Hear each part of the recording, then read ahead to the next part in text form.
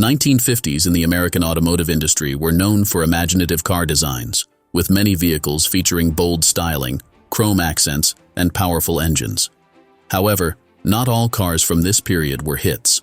Some had many issues that disqualified them in the eyes of car users, issues like poor designs, unreliability, impracticability, and many more. Here are 10 terrible American cars from the 1950s that we are glad are gone. Kindly subscribe to our channel and like this video. That single action would make our day. 1. 1953 Chevrolet Corvette, first generation. The 1953 Chevrolet Corvette was a major disappointment when it was first released. It was Chevrolet's attempt to create a sleek, sporty car to compete with European roadsters, but it fell flat in many ways. First, its performance was underwhelming. Instead of a powerful V8 engine, the Corvette came with a weak 6-cylinder engine that produced only 150 horsepower. This made it slow compared to its competitors, which frustrated buyers expecting a high-performance sports car. The interior wasn't much better, with cheap materials and limited features that didn't live up to the Corvette's high price tag. Similarly, the car only came with an automatic transmission, which discouraged driving enthusiasts who preferred manual gearboxes. Sales were so poor that Chevrolet almost discontinued the Corvette entirely. Although later versions of the Corvette became legendary, the 1953 model is seen as a failure. It's a reminder that even iconic brands can get off to a bad start, and most people are glad that its flaws were left behind as the Corvette evolved. 2. Nash Metropolitan, 1955. The 1955 Nash Metropolitan was a strange and disappointing car that struggled to find its place in the American market. It was designed as a small, affordable vehicle at a time when most Americans wanted big, powerful cars. While its compact size seemed practical, it made the car look awkward and out of place on the roads, especially alongside larger cars from the 1950s. One of the biggest problems with the Metropolitan was its lack of power. It came with a small 4-cylinder engine that produced only 42 horsepower. This made it incredibly slow and frustrating to drive, especially on highways where it struggled to keep up with other cars. People wanted excitement from their cars, and the Metropolitan simply couldn't deliver. The Metropolitan's small size, poor performance, and quirky design turned off most buyers, and it was never a big success. Today, most car enthusiasts look back on the car as an odd experiment that didn't work, and they're glad it's a thing of the past. 3. Packard Hawk, 1958. Remembered as one of the most disappointing cars of its time is the 1958 Packard Hawk. It was a desperate attempt to save the Packard brand, but it ended up being an odd mix of bad design and poor execution. In 1958, Packard was struggling to stay relevant, and the Hawk was supposed to bring some excitement back. Instead, it only highlighted the company's problems. One of the car's biggest issues was its design. It had an awkward front grille that looked more like a fish's mouth than a sleek car. The combination of chrome accents and mismatched styling made it look unattractive compared to other cars of the 1950s. It seemed like the designers tried too hard to make it stand out, but the result was just ugly. Performance was also an issue. While it had a supercharged V8 engine, the car felt heavy and didn't handle well. Hence, the drivers didn't feel the power they expected from a sporty car. Poor build quality, cheap and unreliable parts was also an issue. The car didn't sell well and marked the end of the Packard name. Today, we are glad it's gone, as it serves as a reminder of how not to design a car. 4th Kaiser Darren, 1954. It was one of the first American sports cars to feature a fiberglass body, which was innovative for the time. One of the Darren's most unusual features was its sliding doors, which tucked into the front fenders. While this was meant to be a cool and futuristic idea, it turned out to be more of a gimmick. The doors were prone to getting stuck, and the design made getting in and out of the car awkward. The car's performance was also underwhelming. It came with a small 6-cylinder engine that produced only 90 horsepower, which wasn't enough to give it the speed or excitement expected from a sports car. Drivers often found the Darren sluggish and unresponsive, especially when compared to competitors like the Chevrolet Corvette. Today, people are glad the Kaiser Darren is gone, as its strange design and weak performance remind us of how not every innovation is a good idea. Chevrolet Del Rey. The 1958 Chevrolet Del Rey is a car that many people have forgotten, and for good reason.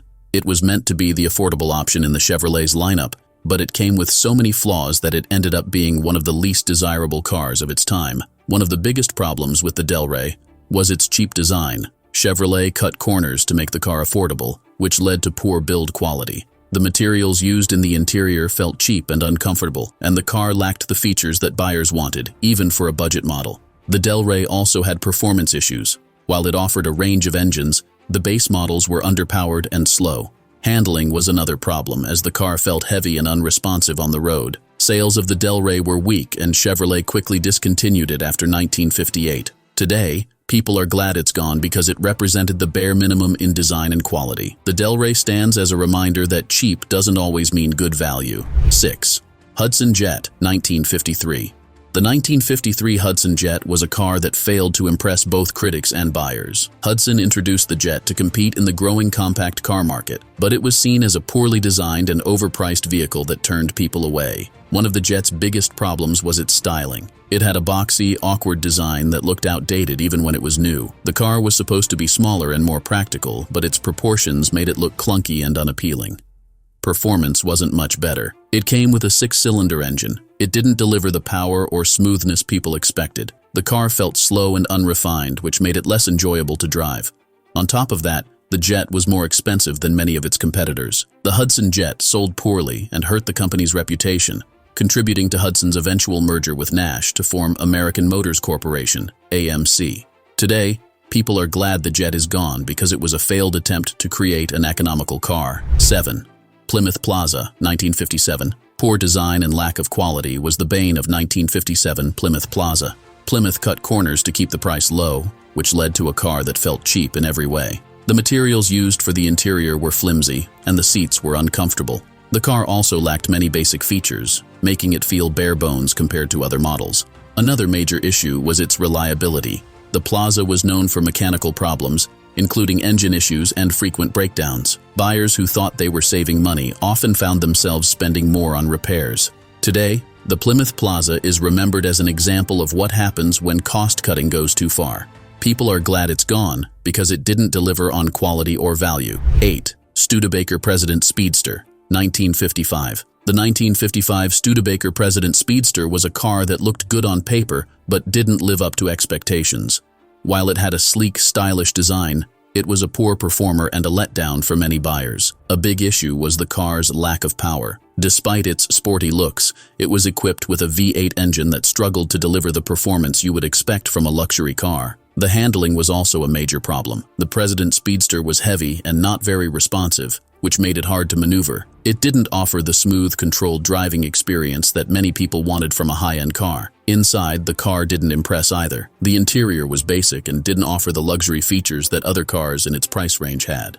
Despite its stylish design, the 1955 Studebaker President Speedster didn't live up to its potential. It was underpowered, had poor handling, and lacked luxury features, making it a car many people are glad to see gone. Indeed, looks aren't always enough to make a great car. 9 Rambler American, 1959. The 1959 Rambler American was a car that aimed to be practical and affordable, but it ended up being bland and disappointing. It was designed to appeal to people who wanted a smaller, economical car. One of the car's problems was its outdated design. Instead of coming up with something fresh and modern, American Motors reused an old body design from the early 1950s. This made the car look old-fashioned and boring, especially compared to the sleek, futuristic styles of other cars in the late 1950s. Inside, the car felt cheap and basic. The seats were uncomfortable, and the overall design lacked the comfort and features that even budget-conscious buyers wanted. The Rambler American was definitely subpar. It represents a time when practicality came at the cost of style, performance, and innovation.